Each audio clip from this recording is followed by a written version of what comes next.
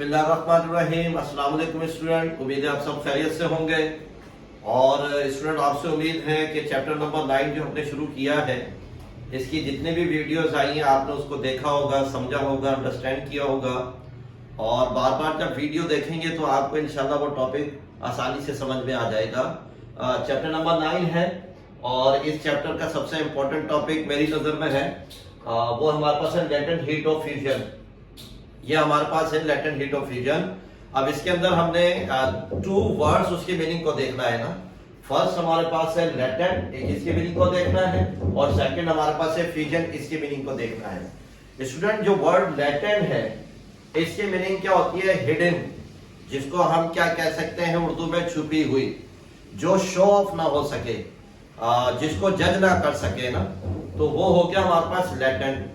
और फ्यूजन का मतलब क्या है हमारे पास कि फ्यूजन हो जाएगा हमारे पास मेल्टिंग पॉइंट। यानी कि यूं समझ लें कि मैटर जब अपनी एक स्टेट से दूसरी स्टेट में जब चेंज होता है, जब one form to another form आता है, तो वो या तो मेल्ट हो रहा होता है। मेल्टिंग वाले प्रोसेस को हम क्या कहते हैं? फ्यूजन। तो उसमें ये इसकी डेफिनेशन भी लिखी हुई है उसके लिहाज से, फ्यूजन पॉइंट और मेल्टिंग पॉइंट और फ्रीजिंग पॉइंट की भी डेफिनेशन है। तो ये आपको इन सारी थ्योरी के जरिए से, डायग्राम के जरिए से आपको जो है ये आज का टॉपिक अच्छे से समझ में आ जाएगा। तो अब बिस्मिल्लाहिर्रहमानिर्रहीम करके शुरू करते हैं। फ्यूजन पॉइंट, मेल्टिंग पॉइंट ना। अब फ्यूजन पॉइंट और मेल्टिंग पॉइंट में दोनों का मतलब है कि फ्यूजन पॉइंट को हम मेल्टिंग पॉइंट ही कहते हैं। अब इसके अंदर लिखा क्या हुआ है? तो temperature at which solid start melting, यानी कि ऐसा टेम्परेचर जिससे सॉलिड जो है वो स्टार्ट हो जाए मेल्ट होना, यानी कि सॉलिड जो है वो मेल्ट होना स्टार्ट हो जाए, इज कॉल्ड फ्यूजन पॉइंट और मेल्टिंग पॉइंट। तो उसके उस टेम्परेचर को, उस पॉइंट को हम क्या कहेंगे? फ्यूजन पॉइंट और मेल्टिंग पॉइंट कहेंगे। मैं फिर वन टाइम और रिपीट कर देता हूं।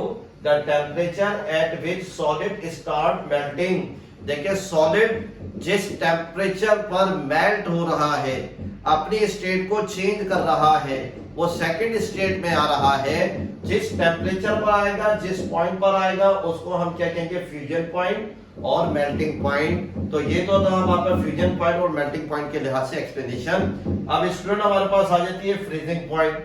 अब फ्रीजिंग पॉइंट में क्या है और इसकी वर्डिंग है temperature at which a substance change from liquid to solid, यानी कि ऐसा टेम्परेचर जिसमें लिक्विड सॉलिड की स्टेट में चेंज आ रहा हो, लिक्विड जो है वो सॉलिड में चेंज हो रहा हो।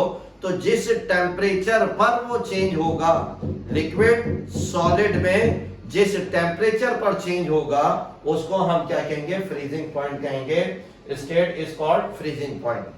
तो ये तो हमारे पास था लिक्विड टू सॉलिड के लिहाज से फ्रीजिंग पॉइंट, और ये हमारे पास क्या था? सॉलिड स्टार्ट हो रहा मेल्ट। तो इसका मतलब क्या है? ये सॉलिड टू लिक्विड की तरफ है, सॉलिड से लिक्विड की तरफ है। तो ये हमारे पास इंट्रोडक्शन था फ्यूजन और मेल्टिंग पॉइंट और फ्रीजिंग पॉइंट का। अब स्टूडेंट हम देख लेते हैं कि जो डेफिनेशन है हमारे पास, the heat absorbed by a unit mass of a solid, यानी कि सॉलिड की जो भी शेप हो, उस सॉलिड का जो यूनिट मास है, वो यूनिट मास जो हीट एब्सॉर्ब कर रहा है at its melting point in order to convert solid into liquid. अब वो यूनिट मास जो है, सॉलिड का जो यूनिट मास है, वो जो हीट एब्सॉर्ब कर रहा है, वो हीट एब्सॉर्ब करने से क्या होगा? Melting point in order to convert solid to liquid. तो जिसकी वजह से वो सॉलिड लिक्विड में कन्वर्ट हो रहा है without change of temperature, temperature के change, without any change of temperature is called, उसको हम क्या कहेंगे? Heat of fusion. इसको एक और आसान कर देता हूं कि एक बीकर लिया या कंटेनर ले लें, उसमें हमने आइस क्यूब रख दिए और उसको हमने बर्नर पर रख दिया। लाइट बर्नर, लाइट फ्लेम के जरिए से वो क्यूब्स क्या कर रहे हैं? हीट को अपने अंदर एब्सॉर्ब कर रहे हैं। अब वो क्यूब्स जो है, जो सॉलिड शेप में है, वो हीट को एब्सॉर्ब कर रहे हैं और वो मेल्ट होना भी शुरू हो रहा है। तो उसमें आइस भी है और मेल्ट भी है, कन्वर्जन हो रही है। लेकिन इस दौरान अगर हम थर्मोमीटर को उसी में रखते हैं तो थर्मोमीटर कोई भी टेम्परेचर रीडिंग को शो नहीं करता। तो जब वो रीडिंग को शो नहीं करता तो इसका मतलब क्या है कि हीट जो आइस क्यूब है वो अभी कन्वर्जन के प्रोसेस में है, वो सॉलिड से लिक्विड की स्टेट में आ रही है। तो सॉलिड से लिक्विड की स्टेट में आएगी तो इसमें क्या होगा, विदाउट चेंज ऑफ टेम्परेचर होगा, इसमें टेम्परेचर चेंज नहीं होगा। उसका सबसे बड़ा एक्सपेरिमेंट क्या है कि हमने थर्मोमीटर को उसके अंदर जो है वो लिफ्ट किया हुआ है, उसके अंदर हमने हैंग किया हुआ है, तो वो टेम्परेचर किसी रीडिंग को शो नहीं कर रहा। लेकिन जब कंप्लीटली तौर पर वो आइस क्यूब वाटर में चेंज हो जाएंगे तो फिर उसके बाद जो है टेम्परेचर चेंज होना शुरू हो जाएगा। लेकिन जब तक ये प्रोसेस है कि कंप्लीटली आइस जो सॉलिड की शेप में है, कंप्लीटली आइस जब कंप्लीटली तौर पर वाटर की लिक्विड की स्टेट में चेंज ना हो जाए, तब तक वाटर लिक्विड उसका जो टेम्परेचर है वो हमारे पास क्या होगा, चेंज नहीं होगा, वो हमारे पास चेंज नहीं होगा। तो ये हमारे पास लेटेंट हीट ऑफ फ्यूजन की डेफिनेशन है, is called heat of fusion. तो वो हम हालांकि सॉलिड से लिक्विड जो हो रहा है ना, वो किसी एक्सटर्नल फोर्स की मदद से हो रहा है। आइस टू लिक्विड हो रहा है, आइस टू वाटर हो रहा है, वो किसी एक्सटर्नल फोर्स की मदद से हो रहा है ना। वो एक्सटर्नल फोर्स कौन सी है हमारे पास, हीट। अब हीट मिल रही है, टेम्परेचर चेंज नहीं हो रहा।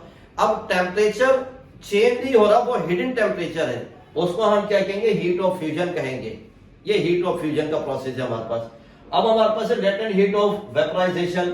ये आखिर में एक ग्राफ पेपर भी है, इसके जरिए से भी इसको मैं एक्सप्लेन करूंगा। अब इसके अंदर लिखा हुआ है the amount of heat energy required to change the state of a substance from liquid to a vapour.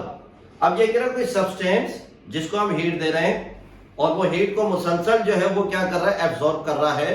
अंदर का इंटरनल जो है वो काइनेटिक एनर्जी बढ़ रही है, तो जिसकी वजह से उसका टेम्परेचर रेज हो रहा है। तो लिक्विड एक सब्सटेंस, उसका टेम्परेचर जब रेज होगा और 100 डिग्री सेल्सियस तक आएगा, तो वो वाटर का कौन सा हमारे पास टेम्परेचर होगा, वो बॉइलिंग पॉइंट कहेंगे, वो 100 डिग्री सेल्सियस पर वाटर बॉइल होता है। तो वहां से जो है वो वाटर जो है वो वेपर बनकर या स्टीम बनकर जो है वो एनवायरनमेंट में जो है वो शामिल हो जाती है।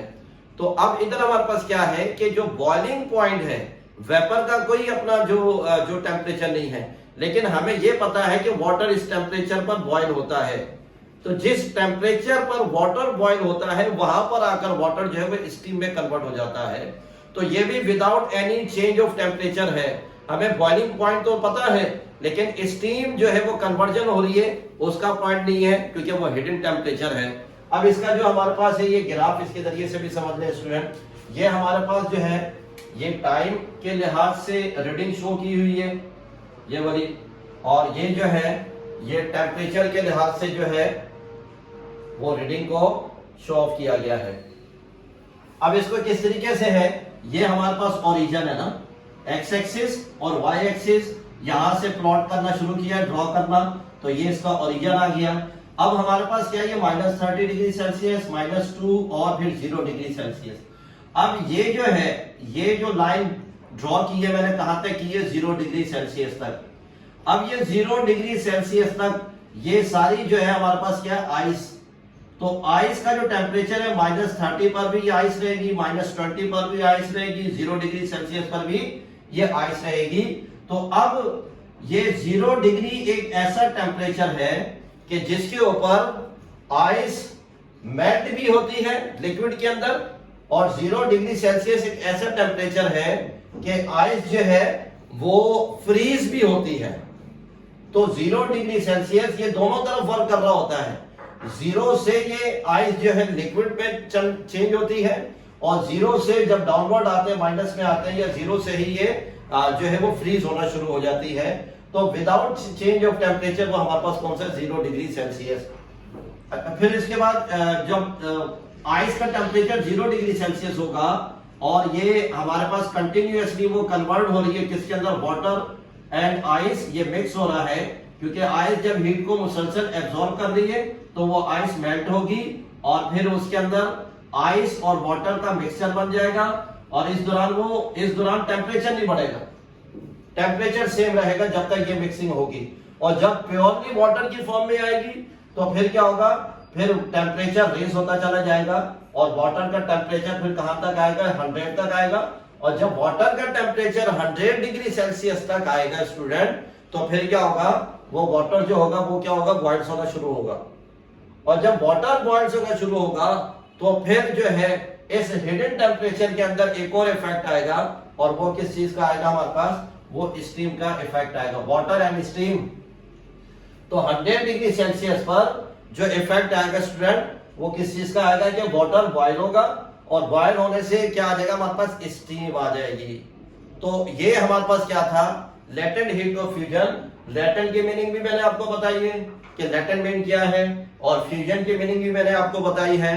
तो स्टूडेंट उम्मीद है आज का ये टॉपिक आपको समझ में आया होगा। अस्सलाम वालेकुम।